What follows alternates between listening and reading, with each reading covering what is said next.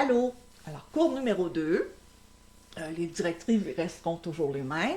Alors, si tu as besoin de les réécouter, c'est au début du vidéo 1. Alors, on fait la main droite, métronome de 40 à 50. Alors, 50, c'est notre objectif pour jouer page 1 et 2 à 50. OK? Alors, donc, on est rendu à la page. Maintenant, on fait notre page 2. Je prends pour acquis que tu as travaillé de 40 à 50 et que tu as travaillé mains séparées.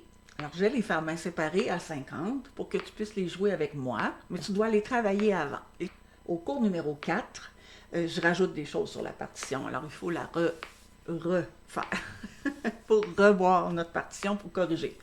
Rajouter, pas enlever, mais ajouter. Donc, je fais la main droite. 1, 2, 3. Essaye de lire d'avance. 1, 2 et 3. 1, 2.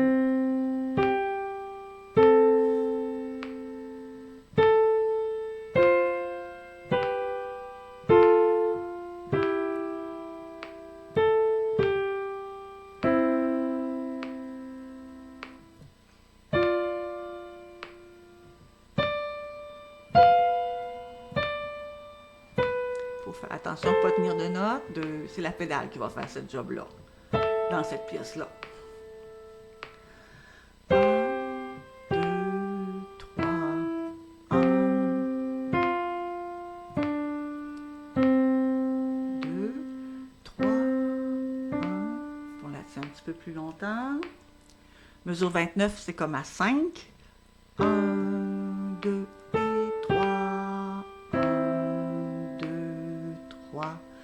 1, 2 et 3. 1, 2, 3. Maintenant, on va faire la main gauche. Je ne la ferai pas sans pédale, mais toi, tu commences par la faire sans pédale. Tu montes ta vitesse, ou tu fais sans pédale, et puis tu fais avec pédale à la même vitesse, et tu montes tes vitesses jusqu'à 50. Alors, très important de ne pas sauter d'étape pour que le cerveau ait le temps de tout assimiler, parce qu'il y a beaucoup de consignes à donner à tout le corps. Okay? Il y a la pédale, il y a les doigts, il y a la force, il y a les bonnes notes, il y a plein de choses. OK? Alors, il faut que tu donnes le temps d'assimiler tout ça. Puis là, on n'a pas beaucoup, on a 3 semaines. Alors, pour avoir le temps de le faire, c'est important que tu joues tous les jours, 20 minutes de qualité. C'est pas la quantité de minutes qui va faire que ça va bien aller, c'est la qualité des minutes avec ta concentration et ta participation avec juste ce que tu es en train de faire. Si tu te mets à penser à ce que tu vas faire pour souper ou ce que tu vas amener comme lunch demain, ben arrête, va boire de l'eau, prends une petite pause, puis dis-toi, OK, dans 5 secondes, j'y vais. Tu te prépares mentalement à retourner au piano. Tu comptes 5, 4, 3, 2, 1, et tu vas au piano, tu t'assois, tu te replaces et tu es concentré. Ça va se faire tout seul. Si tu fais toujours cette routine-là, bien sûr, le cerveau il apprend à force de répétition. Alors c'est la même chose et encore plus au piano. Alors je fais la deuxième page avec la pédale à 50. 1, 2, 3.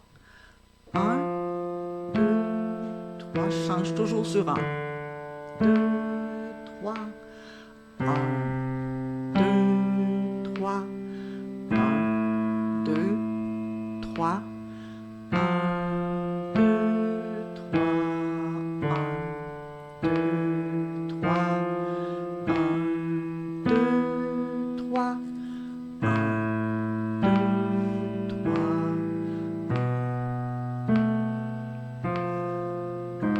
Je mets un 4 parce que sinon ça, on a tendance à glisser. 2,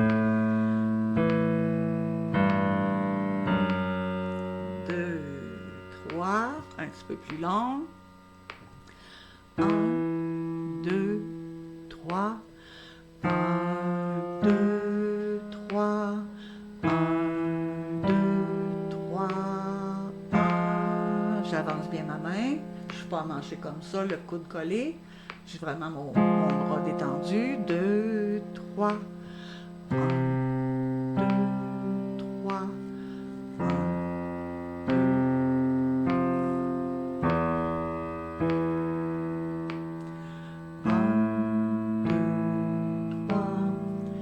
Alors, si tu contrôles bien tes doigts, ou si tu imagines un pâtissier qui fait du pain, alors la pression qu'on met sur la touche est la même. Alors, je parle souvent d'un minou ou d'un boulanger.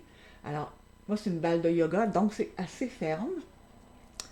Tu mets ton doigt dessus, alors quand tu joues, la pression que tu dois mettre sur ton clavier pour faire chanter tes notes, c'est vraiment la pression que tu vas mettre sur la boule. Et tu ne joues pas le doigt couché, tu joues le doigt debout. Alors, même le petit doigt. Le petit doigt, si tu le joues couché, tu vas toujours donner des coups, parce que pour aller jouer couché, ton bras doit donner un coup. Sinon, le doigt, il ne lève pas quand il est couché. Alors, toi, si tu veux contrôler ta force, il y a ça, OK, pour faire sortir ta mélodie, mais il y a aussi de bouger tes doigts et contrôler la force des doigts. Alors, c'est tout ça qui va faire que c'est beau ou c'est pas beau. Entre autres. Alors, je te le rejoue maintenant avec le métronome, les deux mains.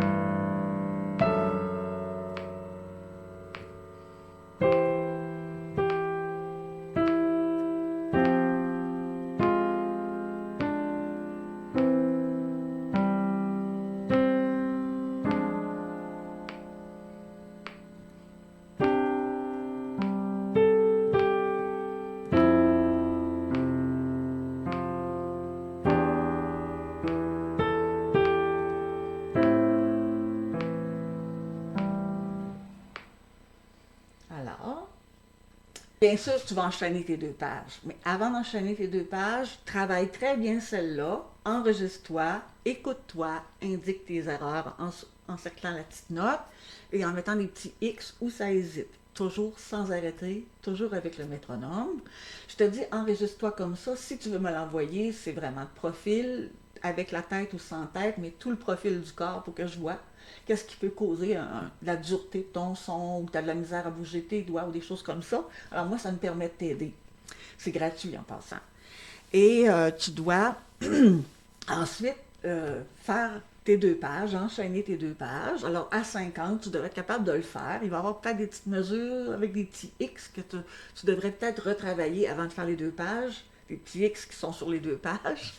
Puis là, tu t'enregistres les deux pages et tu refais la même chose. Si tu as des X qui sont corrigés, tu les effaces. S'il y a des nouvelles hésitations, tu fais toujours les mêmes erreurs aux mêmes places, on finit toujours par faire les mêmes choses.